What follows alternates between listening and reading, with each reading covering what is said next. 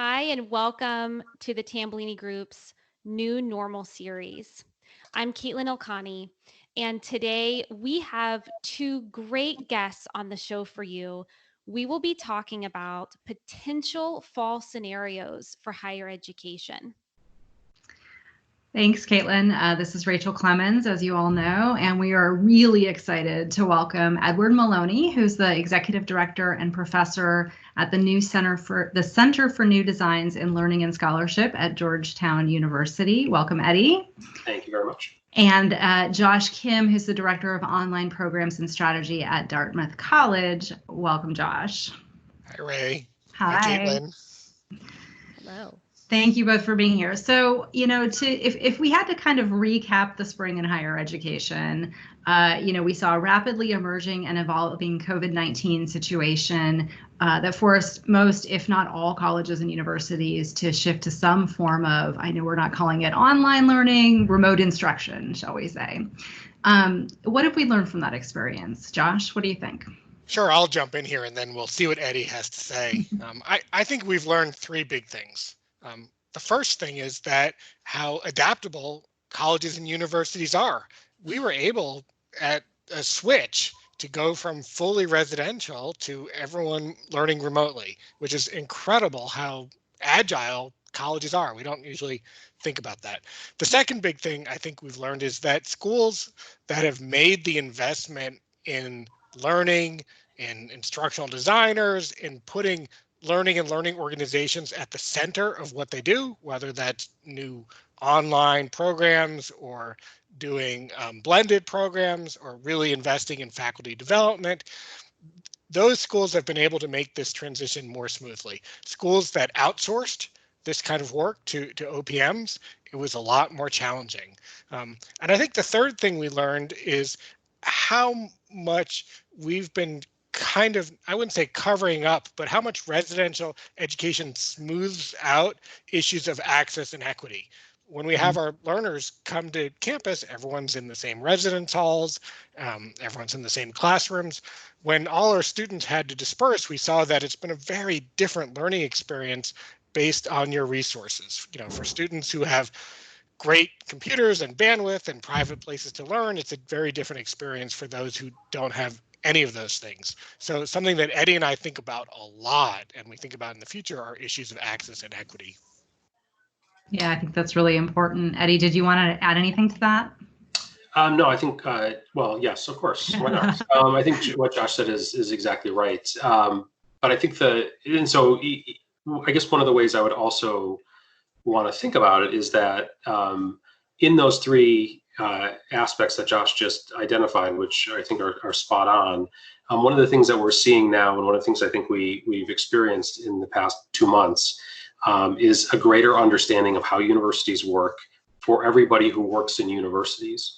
Often and learns in universities, the sense of transparency about the finances, about the operations, about the challenges of making decisions, about how decisions are made, about who has a role in making those decisions and so on, are becoming more and more transparent to the people who are part of those institutions. And that transparency actually, I think, leads to some of the things that Josh was talking about, our understanding of where our students are. That transparency goes both up. Faculty, staff, and students are seeing decisions that administrators are making and understanding the finances in better ways. It also goes to our students as well. Faculty and students are seeing their lives in different ways. They're seeing into their homes in different ways. They're seeing the challenges that they face.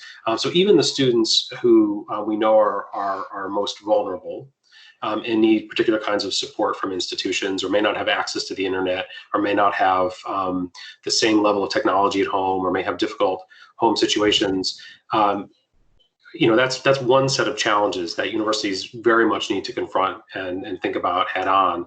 But all of our students have unique family lives. All of our students have unique situations and circumstances, and we're all seeing that. Just as we're seeing when we Zoom in with someone, or is it team in with someone who is working at home. You see pets, you see family, you see what people are dealing with on a day-to-day basis, and I think that's humanizing a lot of what's happening in higher education right now. Yeah, I was going to say exactly that, the humanizing aspect and humanizing our staff, our employees, everybody who works at the university too. So transparency is a great thing. I'm a huge fan of it. I think one thing that is not super transparent to anybody at this point is what's going to happen in the fall because, it would be a guessing game at this point. And a couple of weeks ago, you two wrote an article for Inside Higher Education called 15 Fall Scenarios, and you described a range of options of things that maybe could happen in the fall with respect to teaching and learning. So can you kind of quickly summarize for us what those range of options are, Eddie? Yeah, sure. Absolutely. Thanks, Ray. So one of the ways I like to think about this, and we tend to talk about it, is that these scenarios, 15 scenarios, exist on a continuum. At one end of the continuum is the idea that we would be back to normal in the fall. And that's, in many respects, I think that what we're trying to say, even at that end of the continuum, is it will be, I think, coincidentally, a new normal. It'll be very different no matter what we experience and whether or not we're able to pull everybody back to campus face-to-face in the fall. At the other end of the continuum is the idea that we would be fully remote, sort of like we are right now. Everyone is learning remotely. Campuses are shut down, except for a very, very small set of services. And so at that end, we're kind of living in the fall what we're living right now. Between those two ends of the continuum are scenarios that allow universities to think creatively about how they are going to carry forward a robust, rich educational experience and co-curricular experience for their students in the fall. Some of those scenarios that we've set up are time-based. They assume things like the fall starting later. So we might start the semester in October or even November in compressed time, and some schools even considering starting in the spring and giving us the entire fall to prepare for what we're potentially facing from a public health standpoint. Some of these decisions or some of these scenarios that we put into place are curricular based, meaning that they actually are trying to look at how the curriculum is delivered, thinking about modules, thinking about blocks, thinking about targeting certain types of courses, thinking about splitting the curriculum for online and face-to-face so we can create a lower density of students, faculty, and staff in classrooms and on campus as a whole.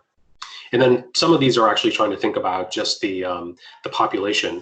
Who are we actually working with? Should we be bringing back first-year students? Should we be bringing back graduate students or both? Maybe we bring back students who have particular needs that require support structures and infrastructure on campus, but that are really difficult to manage at a distance or difficult to manage in their home environments. So thinking about both ends of that continuum, as well as those kinds of three categories, started to play out a set of scenarios that we think can actually serve as talking points or as kind of touch points for schools to actually start thinking about what is unique about their institution and how they might either integrate some of these, how they might modify some of these. Many of them are probably impossible to deliver on their own in the kind of pure form of that kind of scenario. But if you start to think about different kinds of combinations of them that would work at a particular institution, you can start to think creatively about the work that you're doing there and what you might make available for your students in the fall. Okay, that's it's interesting, and it strikes me that what you're sort of talking about is almost an innovation cycle, right? Thinking about kind of a model and then how you not necessarily adopt the model in full, but how you think about kind of an innovation cycle around it or doing adaptations of that. So I know that part of the reason I met Josh to begin with is around innovation in higher education. I know the two of you wrote a book, I don't know if it was a year or so ago now, maybe it was only a few months, and it just feels like a year. It feels like a year, but it's called Learning Innovations in the Future of Higher Education, right? That's the title of the book. So innovation's one of these words in higher ed that we didn't like very much. It, has all these connotations of business.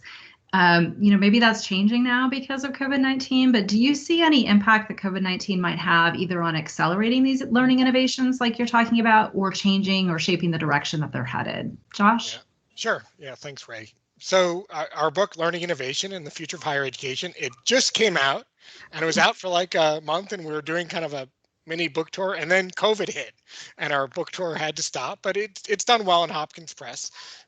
But we did not talk about a pandemic. But what we did talk about, and we think the book sets us up well for this time, is we were trying to mark this inflection point that we've seen in higher education that we all lived through together. You know, Ray, you lived through it with us, where learning really got to the center of all the conversations on our campuses. You know, I mean, when as the CIO, you were very much known as a learning and education CIO, and people kind of talked to you about, and you guys had this kind of community of CIOs who really put learning and learning science at the center. So we were trying to understand, well, what happened? Like how did the people who think about learning science and think about how learning happens, how did they get to the center of so many campus discussions? What was the cause of this, and where might this play out in the future? So in the book, we looked at all these kind of factors, external factors that happened really since 2012. Things like MOOCs and the growth of online learning. And none of that was really thought of as advancing learning science, but it very much did on our campuses. So when COVID hit, for schools that have been really thinking about learning and putting people in place who partner and collaborate with faculty, you know, I think schools were in a good position to then take what we know and move to this remote learning. So, you know, we think there's a pretty good connection. I just want to say one thing about going back to the last question about the scenarios. Where we are now, if you think about where schools are now, schools have this kind of very difficult challenge that every college and university is protecting public health and protecting the health of the students and faculty and staff and the communities at the top. Like every residential institution is very much wants to get the students back and get the professors back, because we've seen during this COVID time how valuable that residential education is. And the students want to be back too. It's not just the institutions, right? Students want to be back. Parents like myself want our kids back. So trying to figure out how to thread that needle and how schools, it's an incredibly difficult challenge. So we're hoping with these scenarios that we give our colleagues, you know, across the ecosystem some tools to actually have this kind of discussion where you label and you name the different scenarios. You have ways of talking about them. None of them are suggestions, and no school will do one of the scenarios. But we're hoping that the tool will help them have good discussions. And we've been hearing from colleagues; it's been very helpful. I think it also relates to the idea of innovation. So I think the idea of a toolbox, or, you know, that these become design tools in a conversation, is a really important one. But Ray, you mentioned the idea that innovation was a bad word in higher education. You know, and I think it really depended on where you were in that kind of spectrum of innovation and disruption that dominated so much of the conversation prior to COVID-19. The way we like to talk about and think about innovation that I think is relevant in the book, and I think is relevant to this moment right now, is we like to think about innovation as an aspirational concept. You're trying to actually think about the best possible approaches to teaching and learning. If you can do that, excuse me, if you can do that, you can actually design better approaches. Yeah, I'll actually step in here because I don't disagree with you. I actually think the innovation cycle, and what I was saying is it was kind of like a model that you could then sort of iterate on, right? The scenarios that you have, but the innovation cycle is super important, and I think lots of institutions either can or do find value in that. The problem, I think, is with the actual word innovation, because that has become sort of synonymous with what you do is bad, something else is better, as opposed to that idea of that continuous sort of iterative exploratory cycle, which I think, you know, higher education is, I mean, that's sort of inherent in the type of work we do, is exploration, right? Yeah. Okay. Very much. Okay, so last question. Are you okay? Been talking a lot. Okay. So the last question, this video series is called The New Normal. You actually talked about whatever land we return to, it's probably going to be a new normal, not, the normal that we came out of before. So if you had to predict, with regard to teaching and learning in higher education, and these scenarios you've written about, or maybe ones that you haven't written about, what do you think we're going to see in the next couple of years as part of that new normal in teaching and learning? What do you think that's going to look like?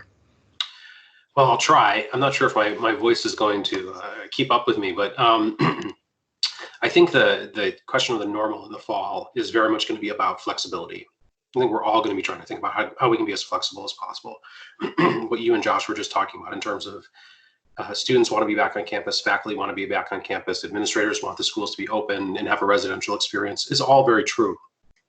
And then, as Josh said, we're all trying to make these decisions based on what we know from the public health data, what the rules and regulations and guidance are, and we can't make these decisions in a vacuum. So we take both of those tensions. My guess is what we're going to start to see is really an investment in trying to be as flexible as possible. That might mean pivoting quickly, as we had to do in the spring. That might mean setting up dynamics between online and face-to-face that allows for some residency to happen. That might mean really kind of rethinking structures of how courses are run. No longer just thinking about them as semester or quarter-long courses, but modules or blocks. All things we propose as potential scenarios that schools should be thinking about. So I think that's one part of the new normal is thinking about flexibility, even if by some strange occurrence that goes against all of these sort of sense of where we are in the world with the pandemic, that we're able to go back to campus in the fully dense, fully kind of normal mode that we were in fall 2019. People are going to be preparing for what comes next and trying to think about how you can create classes that can pivot, that can adjust. And our new normal will be really, I think, hopefully, adopting some of the principles of learning innovation that we've been talking about. And the second piece to that new normal, to me, and it's an aspirational piece as much as we think about aspiration in relationship to innovation. You want to think about aspiration in relationship to equity and access, and making sure that the new normal involves us keeping the lessons that we've learned this spring about where our students are, what our students need, how we actually meet them where they are. I teach at a Jesuit institution. One of the Jesuit principles is meeting your students where they are, meeting people where they are. It means going out to them rather than asking them to come to you. And that dynamic, I think, is incredibly important as we think about that new normal in the fall. All right. So I don't know if this will cause tension in your relationship, but Josh, I'm going to give the last word to you. What do you predict? Very smart. Sure. I think Eddie is really eloquent in talking about that. So Eddie and I like to talk about silver linings because we need to cheer ourselves up, because this is a challenging time. And if you look across the ecosystem, the economic effect for colleges and universities can really be devastating. And we just don't know where this is going to go. And we think there'll have to be other types of funding mechanisms for our schools. But let's talk about something positive in a new normal, a silver lining. One thing that I think's been really kind of cool about the last couple months is that faculty and students have gotten to know each other in a different kind of way. We're in each other's homes. We're seeing how we live. We're thinking about each other as people with complicated lives and all these kind of vulnerabilities. And it's causing, I think, kind of a different relationship between educators and students. It's also the case that everyone on our campus is now thinking about our students and the student learning experience. All faculty and all staff, that's what we're focused on, because that's what we do. So, I think when we come back, we might kind of be a little kinder to each other and a little bit more gentle. And, I think that's a good thing. That is a good thing. All right, Caitlin, back to you. Thank you both for joining us today. It's been a great discussion, and I agree. I love ending on the silver lining. Thank you so much. Thank you very much. It's been a pleasure. Thanks, Caitlin. Ray, it's really great to see you also. You too.